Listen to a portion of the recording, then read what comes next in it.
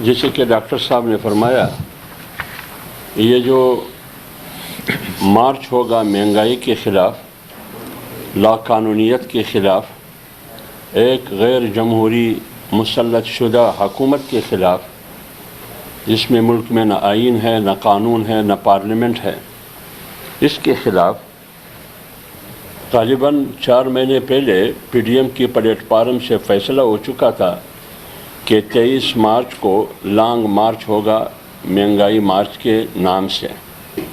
آج وہ 23 مارچ کو تو اس لیے نہ ہو سکا کہ OIC کا کانفرنس کا انعقاد تھا اسلام آباد میں، اور متحدہ اپوزیشن اور پی ڈی ایم کی قیادت نے ان کو ویلکم کہا، خوش آمدید کہا۔ وہ بخیر و خوبی، خوش اسلوبی کے ساتھ وہ فارغ ہو گئے اس کانفرنس سے۔ اب ہم وہ جو 23 کو مہنگائی کے خلاف، لاقانونیت اور غیر جمہوری حکومت کے خلاف لانگ مارچ کر رہے تھے، اب وہ 26 کو ہمارے قافلے روانہ ہوں گے۔ مثلاً آج صبح سندھ سے، سوراب گوٹ کراچی سے، صوبہ سندھ کی جمعیت علماء اسلام کی قیادت میں تمام قافلے روانہ ہوئے۔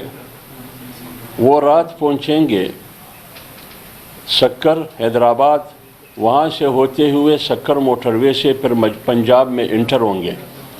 پنجاب میں وہاں جو قریبی اضلاع ہے، ڈیرہ غازی خان، ملتان اور دیگر اضلاع، جتنے بھی قریب ڈویژن ہیں، وہ سارے ان سے مل کے جمعیت علماء اسلام کے جتنے بھی قافلے ہیں وہ رخ کریں گے لاہور کی طرف اور پھر یہاں اسلام آباد۔ اسی طرح بلوچستان سے جو قافلے روانہ ہوں گے وہ کل 25 کو روانہ ہوں گے۔ 25 کو وہ وہاں سے صبح قافلے ہزاروں گاڑیوں اور لاکھوں کارکنوں اور عوام کی شکل میں جمعیت علماء اسلام کے قافلے کوئٹہ سے روانہ ہو کے وہ پہنچیں گے ڈی آئی خان کو، براستہ جوب وہ پہنچیں گے ڈی آئی خان کو۔ وہاں ڈی آئی خان میں قیام کریں گے 26 کو، پھر مولانا صاحب کے ہاں، اور یہاں 26 کو خیبر پختونخوا سے، پشاور سے، مردان سے، صوابئی سے، چارسدہ سے، سوات سے، مانسارا ڈویژن سے، تمام خیبر پختونخوا سے قافلے روانہ ہوں گے۔ وہاں سے 26 مارچ کو صبح مولانا ڈی آئی خان سے قافلے بلوچستان کے بھی ہوں گے، بنو، لکی مروت، ڈی آئی خان، ٹانک، وہ بھی ہوں گے۔ وہ سارے مولانا صاحب کی قیادت میں روانہ ہو کے 5 بجے شام ہکلا انٹرچینج پہنچ جائیں گے۔ تو 26 کو خیبر پختونخوا کے قافلے بھی 5 بجے 26 تاریخ کو ہکلا انٹرچینج پہنچ جائیں گے۔ ڈی آئی خان سے بلوچستان کے قافلے ساتھ مل کے مولانا صاحب کی قیادت میں وہ بھی ہکلا انٹرچینج پہنچ جائیں گے۔ وہاں سے پھر خیبر پختونخوا، بلوچستان کے قافلے، یہاں سے جو سندھ سے اور پنجاب سے جو قافلے ہیں وہ آئیں گے، وہ سارے اکٹھے ہو کے 26 کو شام اسلام آباد سری نگر ہائی وے اور G9 پارک پر جمع ہوں گے۔ لہٰذا یہاں ہم 26 کو پہنچیں گے، 27 کو بھی ہمارا جلسہ یہاں G9 میں ہوگا، سری نگر میں ہوگا، اور ساتھ ساتھ PMLN کی، مسلم لیگ نون کی، اور BNP Balochistan national party, Mengal party, سردار اختر جان مینگل پارٹی کے کارکن، پشتونخوا ملی عوامی پارٹی محمود خان اچکزئی صاحب کے کارکن، جمعیت علماء پاکستان اویس شاہ نورانی صاحب کے کارکن اور ان کے قافلے، اسی طرح جمعیت اہل حدیث کے پروفیسر ساجد میر صاحب کے جماعت کے قافلے، اور خیبر پختونخوا سے آفتاب شیرپاؤ صاحب کے قومی وطن پارٹی کے قافلے، یہ سارے اکٹھے ہو کے یہ جمع ہوں گے G9 میں سری نگر ہائی وے پر۔ یہاں اجتماع ہوگا مشترکہ تمام پی ڈی ایم کی جماعتوں کا، لیکن جمعیت علماء اسلام 26 کی شام کو سری نگر اور G9 پارک پر جمع ہوں گے۔ 26 کو بھی وہاں رہیں گے، 27 کو بھی وہاں رہیں گے، 28 کو بھی وہاں رہیں گے۔ 28 کے بعد 28 کو جب یہ تمام جماعتوں کے قافلے اکٹھے ہو کے سری نگر اور جینین پر، اس کے بعد پھر کیا ہوگا؟ وہ پی ڈی ایم اور اپوزیشن کی قیادت بیٹھ کر فیصلہ کریں گے کہ ہمارا اگلا قدم کیا ہوگا، وہ اس وقت ہم میڈیا کو بتائیں گے۔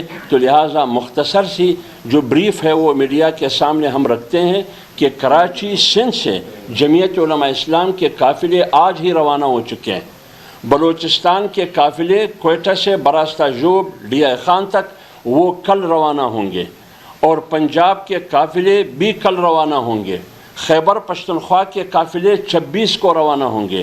تو بلوچستان کے قافلے پہنچ کے یہاں ڈی آئی خان، اور ڈی آئی خان سے مولانا اس قافلے کی قیادت کریں گے، مولانا فضل الرحمان صاحب سربراہ پی ڈی ایم۔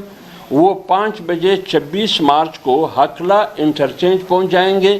وہاں سے خیبر پختونخوا کے تمام اضلاع کے جتنے بھی قافلے ہیں وہ بھی ہکلا انٹرچینج پہنچ جائیں گے۔ جو سندھ سے قافلے روانہ ہے پنجاب سے وہ بھی پہنچ جائیں گے اسلام آباد۔ پھر مولانا صاحب کی قیادت میں ہکلا انٹرچینج سے ہوتے ہوئے سری نگر ہائی وے اور جینین پارک پر یہ تمام قافلے جمع ہوں گے 26 مارچ کے شام کو۔ لہٰذا شام بھی ہم وہاں جینین پارک اور سری نگر ہائی وے میں رہیں گے، 27 کو بھی رہیں گے، 28 کو تمام اپوزیشن کی جماعتیں بشمول پی ایم ایل این کے یہ سارے جینین پارک اور سری نگر ہائی وے میں جمع ہوں گے، وہاں جلسہ عام ہوگا، اور اس کے بعد اگلا قدم کیا ہوگا وہ پی ڈی ایم اور اپوزیشن کی قیادت بیٹھ کر فیصلہ کرے گی کہ ہمارا اگلا قدم کیا ہوگا۔ تو یہ مختصر سی بریف تھی جو آپ کے سامنے میں نے رکھا۔ جہاں تک آج عمران خان نے بھی تقریر کی، کچھ وزراء نے بھی کچھ باتیں کی، اس پر میں تھوڑا سا روشنی ڈال دوں۔ انہوں نے بات کی معروف اور منکر کی، کہ مقابلہ معروف اور منکر کی ہے، مقابلہ حق اور باطل کی ہے۔ اب فیصلہ کس نے کرنا ہے کہ معروف کون ہے اور منکر کون ہے؟ پہلے تو وہ امر بالمعروف پڑھ ہی نہیں سکتے کہ امر بالمعروف پڑھنے کا طریقہ ہی کیا ہے وہ پڑھ نہیں سکتے، جیسے وہ خاتم النبیین نہیں پڑھ سکتے۔ تو اس لیے معروف کون ہے منکر کون ہے میں آپ کو بتاتا ہوں کہ عمران خان نے کہا کہ عظیم لیڈر کی علامت یہ ہے کہ وہ یو ٹرن لیتا ہے۔ یو ٹرن جھوٹ کا دوسرا نام ہے۔ اب جھوٹ بولنا، وعدہ خلافی کرنا، امانت میں خیانت کرنا، اور سیاست میں مجادلے میں محاذ آرائی میں گالی دینا۔ جناب رسول اللہ صلی اللہ علیہ وسلم جو مدینہ کی ریاست کا حاکم تھا اور خلفائے راشدین، آپ اسی جناب رسول اللہ صلی اللہ علیہ وسلم جس ریاست مدینہ کا نام یہ عمران خان لیتا ہے، اس پیغمبر علیہ السلام نے 4 علامات بتائے ہیں: وعدہ خلاف ورزی کرنا، امانت میں دغابازی اور دھوکہ اور فراڈ کرنا، جھوٹ بولنا، گالی دینا، یہ منافقت کی نشانی ہے۔ اب آپ بتائیے ریاست مدینہ اور منافقت یہ ایک ساتھ نہیں چل سکتے۔ سب سے بڑی برائی ہے، سب سے بڑی برائی۔ اور پاکستان کی استحکام کی 3 بنیادی ستون ہیں: نمبر 1 جغرافیہ، نمبر 2 معیشت، نمبر 3 نظریہ۔ لیکن اس شخص کی حکومت کی تسلط کی وجہ سے پاکستان کی جغرافیے کو، پاکستان کی بقا کو، پاکستان کی سالمیت کو خطرہ ہے۔ اس کے لیے صرف اتنا ہی کافی ہے کہ قائد اعظم نے کہا کہ کشمیر شیرگ ہے پاکستان کا۔ انہوں نے ٹرمپ سے مل کر کشمیر نریندر مودی اور بھارت کے ہاتھوں بیچ دیا، لہٰذا یہ شخص جغرافیہ کا دشمن ثابت ہوا۔ اور یہ کس کے کہنے پر؟ ٹرمپ اور امریکہ کے کہنے پر۔ اور ادھر عوام کو دھوکہ دے رہے ہیں کہ میں امریکہ کے خلاف ہوں کیونکہ ہم نے ایبسولوٹلی ناٹ کہا۔ ایبسولوٹلی ناٹ نہیں، آپ نے جو غلامی امریکہ کی تاریخ میں کسی نے بھی نہیں کی، تم نے کشمیر نریندر مودی اور بھارت کے حوالے کیا ٹرمپ کے کہنے پر۔ دوسری بات یہ، پاکستان کی معیشت کی بنیادی مرکز اسٹیٹ بینک ہے۔ آپ نے امریکہ کی ذیلی ادارہ آئی ایم ایف کے کہنے پر اسٹیٹ بینک تم نے آئی ایم ایف کے راستے امریکہ کے ہاں گروی رکھ دی۔ اب آپ بتائیں وہ اسٹیٹ بینک جس کے بارے میں قائد اعظم محمد علی جناح نے سن 1948 جولائی میں 2 باتیں کی۔ ایک بات یہ کی کہ یہ اسٹیٹ بینک، جب وہ افتتاح کر رہے تھے کہ یہ اسٹیٹ بینک اس لیے ہوگا کہ اس کی معیشت آزاد ہوگی، کسی کی گرفت اور کنٹرول میں نہیں ہوگی، مغرب اور یورپ اور امریکہ کی۔ دوسری بات انہوں نے یہ کی کہ یہ معیشت اسٹیٹ بینک کی توسط سے اسلامی اصولوں کی بنیاد اور اسلامی تعلیمات کی بنیاد پر ہوگی۔ اور تم قائد اعظم کی پاکستان کی بات کرتے ہو، تم نے اس اسٹیٹ بینک کو جس کی بنیاد اور افتتاح قائد اعظم نے رکھی تھی، آپ نے اس اسٹیٹ بینک IMF کو، IMF کے راستے امریکہ کے حوالے کی، لہٰذا تم معیشت کے بھی دشمن ہو۔ تیسری بات یہ کہ سی پیک پاکستان اور چائنا کے درمیان ایک معاشی میگا منصوبہ تھا جس سے پاکستان کی معیشت مضبوط ہو جاتی تھی۔ آپ نے امریکہ کی غلامی میں اس سی پیک کو معطل رکھا۔ اب آپ بتائیے، آپ کہاں امریکہ کے دشمن ہو گئے؟ تم تو امریکہ کے غلام ہیں۔ کشمیر بھی ان کے کہنے پر تم نے نریندر مودی کے حوالے کیا، اسٹیٹ بینک بھی حوالے کیا اور سی پیک بھی حوالے کیا۔ ساتھ پاکستان کی پارلیمنٹ میں جس کو تم نے مدینے کی ریاست قرار دیا ہے، پاکستان کی پارلیمنٹ میں جو قانون سازی ہو رہی ہے یا تو IMF کی ڈکٹیشن میں ہو رہی ہے یا FATF کی ڈکٹیشن میں ہو رہی ہے، لہٰذا مدینے کی ریاست میں قیصر اور کسریٰ کے کہنے پہ قانون سازی نہیں ہو رہی تھی جو اس وقت کے سپر پاور تھے۔ لہٰذا آج آپ امریکہ کے کہنے پر امریکہ کی غلامی میں پاکستان کی پارلیمنٹ میں اسلامی فلاحی جمہوری ریاست میں ایک خود مختار ریاست میں پوری معیشت اور 22 کروڑ کو غلام بنا کر تم قانون سازی FATF کے کہنے پہ کر رہے ہو یا IMF کے کہنے پہ کر رہے ہو۔ یہ ثابت ہوا کہ تم نے امریکہ کو ایبسلوٹلی ناٹ نہیں، تم امریکہ کے غلام ہو۔ امریکہ نے آپ سے آڑے مانگے ہی نہیں، جب مانگے ہی نہیں تم نے ایبسلوٹلی ناٹ کہاں سے کہا؟ آپ قوم کو یہ جواب دیں جو میں نے یہ سوالات اٹھائے۔ دوسری بات یہ، ان کے وزراء کہتے ہیں، ریاست مدینہ کی بات کرتے ہیں، ہارس ٹریڈنگ کی بات کرتے ہیں۔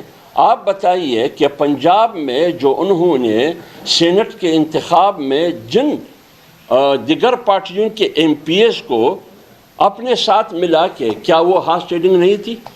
کیا سینٹ کے الیکشن میں عدم اعتماد کی تحریک میں پھر الیکشن میں حزب اختلاف کی اکثریت اقلیت میں کیسی تبدیل ہوئی؟ آپ کی اقلیت اکثریت میں کیسی تبدیل ہوئی؟ اور سینٹ کے حال میں خفیہ کیمرے کس نے لگائے؟ کیا یہ ہارس ٹریڈنگ نہیں ہے؟ آپ کے وہ 16 بندے جنہوں نے یوسف رضا گیلانی صاحب کو ووٹ دیے، حافظ شیخ کو نہیں دیے، ان 16 بندوں کی نشاندہی تم نے کیوں نہیں کی؟ آپ نے الیکشن کمیشن کو کہا کہ یہ بک گئے ہیں، لیکن انہی 16 سے تم نے اعتماد کا ووٹ بھی لیا۔ لہٰذا ایک طرف آپ ان لوگوں کو جو آج آپ کے پارٹی سے منحرف ہو گئے ہیں ان کو آپ لوٹے کہتے ہیں، ان کو آپ ضمیر پروش کہتے ہیں، لیکن جب آپ جہاز بر کے لاتے تھے اس وقت تو ایماندار تھے، اس وقت تو بڑے بڑے باضمیر تھے۔ لیکن کون لوٹے کہتے ہیں؟ یا تو فواد چودھری اس کو لوٹا کہتا ہے یا شیخ رشید اس کو لوٹا کہہ رہا ہے۔ پاکستان کی تاریخ میں تمام سیاسی لوٹوں کو جمع کر کے ایک شیخ رشید اس سے بنتا ہے، یہ اتنا بڑا سیاسی لوٹا ہے۔ لہٰذا آپ اپنی گریبان میں دیکھیں کہ آپ کتنی بار، فواد چودھری بھی اپنی گریبان میں دیکھے، شیخ رشید بھی اپنے گریبان میں دیکھے، قوم کو بتا دے کہ کتنی بار آپ لوگ لوٹے بن چکے ہیں۔ فرق صرف اتنا ہے کہ تم حکومتی اور سرکاری لوٹے بن چکے ہو۔ اس لیے یہ شخص، میں آخری بات کر کے ختم کرتا ہوں، یہ شخص آج کے پاکستان کے رنگیلا محمد شاہ ہے۔ عمران خان یہ رنگیلا محمد شاہ ہے۔ رنگیلا محمد شاہ کی بہت سی داستانیں آپ نے تاریخ میں پڑھا ہوگا، میں 2-3 کی نشاندہی کرتا ہوں، وہی 3 اس شخص میں، عمران خان میں۔ نمبر 1، وہ شخص قانون توڑنے اور بنانے کی مرض میں مبتلا تھا۔ یہ شخص بھی راتوں رات قانون توڑتا ہے، راتوں رات قانون بناتا ہے، یہاں تک کہ اسپیکر کے ذریعے اس کو ایک ٹائیگر فورس بنا کر پوری ایوان کو یرغمال بناتے ہوئے انہوں نے آئین کو روند ڈالا۔ 14 دن میں تم نے اجلاس بلانا تھا ریکوزیشن کے کال پر، لیکن اپوزیشن کی ریکوزیشن کے کال پر آپ نے ابھی تک نہیں بلایا کہ میری مرضی ہے، میں جب بھی بلاتا ہوں۔ بھائی یہ پارلیمنٹ ہے پاکستان کی، سن 1973 کے آئین کے مطابق، یہ بنی گالہ کی 4 دیواری نہیں ہے، نہ یہ پاکستان تحریک انصاف کی سب آفس ہے یہ پارلیمنٹ ہے، اس کی رولز ہے، اس کی ضوابط ہے. لہٰذا یہ شخص جب سے آیا 63 بار انہوں نے آرڈیننس ایوان صدر سے جاری کیا ہے، پھر پارلیمنٹ کہاں ہے؟ اس لیے یہ رنگیلا محمد شاہ ہے کہ یہ رات کو قانون توڑتا ہے، دن کو بناتا ہے، دن کو توڑتا ہے تو رات کو بناتا ہے. یہ غیر متوازن شخصیت ہے. دوسری بات یہ، رنگیلا محمد شاہ یہ تھا کہ ان کی حکومت جو سلطنت مغلیہ تھی، ان کی وجہ سے سیاسی بحران کا بھی شکار ہوا، معاشی بحران کا بھی شکار ہوا. اس عمران خان کی وجہ سے آج پاکستان معاشی طور پر بھی ڈوب چکا ہے اور سیاسی طور پر بھی بحران کا شکار ہے. اس لیے یہ پاکستان اور پاکستانی قوم کے لیے ایک زہریلا اور مہلک بیماری اور برائی اور منکر کی علامت ہے برائی کی. اس سے نجات دلانا پوری قوم کی ذمہ داری ہے. لہٰذا تحریک عدم اعتماد منہ کر کے اس مقصد کے لیے کہ اس برائی سے، اس بیماری سے قوم کو کیسے ہم نجات دلا سکتے ہیں، اور انشاءاللہ یہ چند دنوں کا مہمان ہے، اس کو رخصت کریں گے، اس کو بنی گالہ اور اڈیالہ جیل کا مہمان بنائیں گے. ایک مطالبہ اور میں کرتا ہوں کہ جتنے بھی عمران خان سے لے کر ان کے وزراء ہو، ان کے مشیر ہو، جتنے بھی ہو، ان سب کا نام ACL میں شامل ہونا چاہیے. ان کو باہر نہیں جانے دینا چاہیے، کیونکہ یہ لوگ کرپشن کر چکے ہیں. یہ اپوزیشن کو چور چور کہتے ہیں، لیکن آٹا چور، چینی چور، دوائی چور، پیٹرول چور، LNG چور، تمام چوروں کا مجموعہ، اور اس کا سربراہ عمران خان خود ہے. کہتے ہیں کہ میں معروف ہوں. بھائی، پاکستان کی سب سے بڑی بدی اور برائی اور منکر آپ ہو. لہٰذا آپ سے نجات دلانا یہ 22 کروڑ عوام کی خواہش بھی ہے. میڈیا ہمارے سامنے کھڑا ہے، میڈیا کے خلاف پیکا کا قانون آپ کے سامنے ہے. اس سے پہلے جو قانون انہوں نے لایا کس مقصد کے لیے؟ یہ چاہتے ہیں کہ ہر شخص میری تعریف کرے، لیکن تعریف ممکن نہیں ہے. آپ چوری کے نتیجے میں ووٹ چوری کر کے مسلط ہوئے ہیں. آپ سب سے بڑے پاکستان کی تاریخ میں سب سے بڑے ڈکیت ہو. چور کا لفظ بھی آپ کے لیے کم ہے، ڈاکو کا لفظ بھی آپ کے لیے کم ہے. آپ سب سے بڑے ڈکیت. سوال جی، بہت شکریہ.